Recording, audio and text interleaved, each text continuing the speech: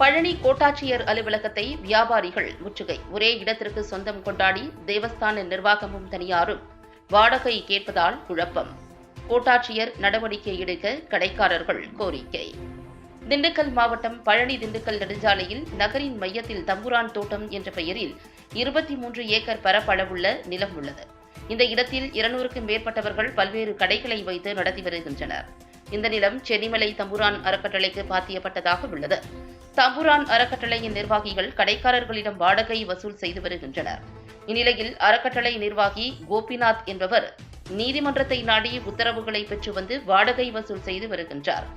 தற்போது பழனி கோவில் தேவஸ்தான இணை ஆணையர் தம்புரான் அறக்கட்டளைக்கு தக்காராக நியமிக்கப்பட்டுள்ளதாக கூறி கடைக்காரர்களிடம் வாடகை கேட்டு வருகிறார். ஒரே இடத்திற்கு தனியார் ஒருவரும் தேவஸ்தான இணை ஆணையர் சார்பில் அறக்கட்டளை நிர்வாகி என்ற பெயரில் ஒருவரும் வாடகை கேட்கப்படுவதால் கடைக்காரர்கள் மத்தியில் குழப்பம் ஏற்பட்டுள்ளது.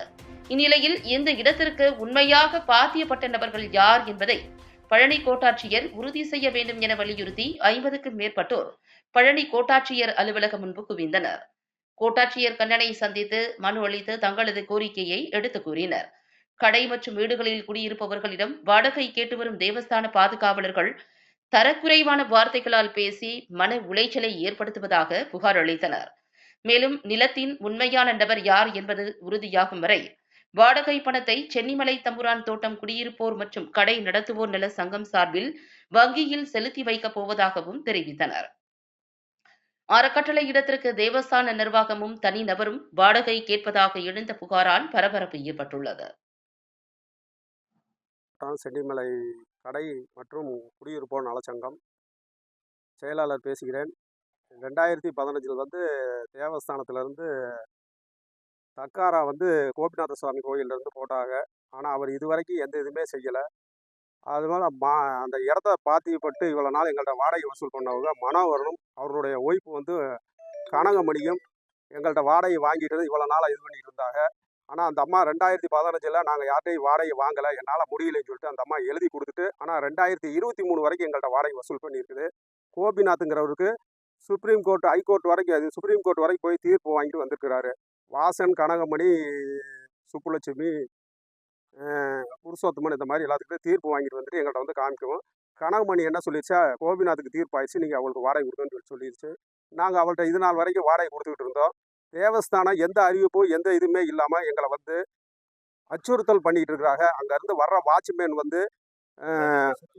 செக்யூரிட்டி ரொம்ப தரைக்குறவாக எங்களை பேசி, இந்து இருக்கிற இடத்துல இந்து கோயிலுக்கு சம்மந்தப்பட்ட இடத்துல எப்படி நீங்களாம் முஸ்லீம்லாம் இருக்கலாம், கிறிஸ்தவர்கள் எப்படி இருக்கலாம்னு சொல்லிட்டு தகாத வார்த்தையை எல்லாம் பேசிட்டு போகிறாங்க. அது போக இந்த இடம் தேவஸ்தானத்துக்குன்னு சொல்லி எந்த இடத்துலையுமே ஒரு மென்ஷன் பண்ண கிடையாது. அது போக தேவஸ்தானத்துக்குன்னு எடுக்க சொன்னது 2015 தக்கார் கொடுத்தது எப்படின்னா, கோர்ட்டில் பணம் இருக்குது, அந்த பணத்தில் இருக்க வட்டியை எடுத்து தான் 6.6 அரிசி ஒரு நாளைக்கு கொடுக்க சொல்லி போட்டிருக்காரு ஒழிஞ்சு, இதை தேவஸ்தானம் முழு கண்ட்ரோலு எந்த விதத்தில் எடுக்கக்கூடாதுன்னு சொல்லி தான் இருக்குது. இதை அவங்க தவறாக பயன்படுத்திட்டு எங்களை மேலும் மேலும் அச்சுறுத்தி கொண்டு இருக்கிறார்கள். வரும்போதெல்லாம் எங்கள்கிட்ட வாடகை கூட செய்ய, இல்லைன்னா காலி பண்ணிவிடுவேன். சனிக்கிழமை மத்தியானம் 1:30 மணிக்கு ஆள் இல்லாத நேரத்தில் எங்களை டோசரையும் கொண்டாந்துட்டு ஆளுங்க எங்களை காலி விட்டுறேன் என்ன சொல்கிறேன், நான் டோசர் வச்சு இடி செல்ல போகிறேன் அப்படின்னு சொல்லி மிரட்டுறாங்க.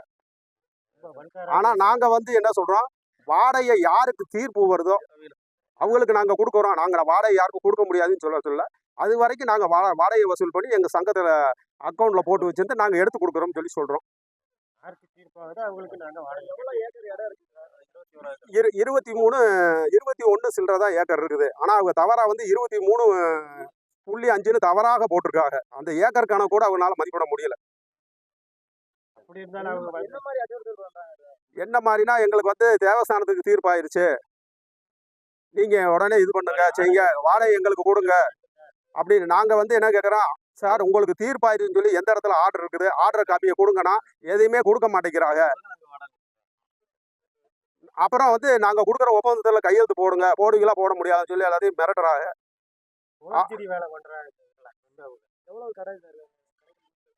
கடை வீடெல்லாம் ஒரு 50-60 கடைகள் வீடுகள் இருக்குங்க, நிறையா இருக்குங்க வீடுகள்லாம். வீடு, பள்ளிக்கூடம், கல்யாண மண்டபம், பெட்ரோல் பங்கு, அருவு மில்லு, கோர்ட்டு அதில் தானுங்க இருக்குது. கோர்ட்டு அது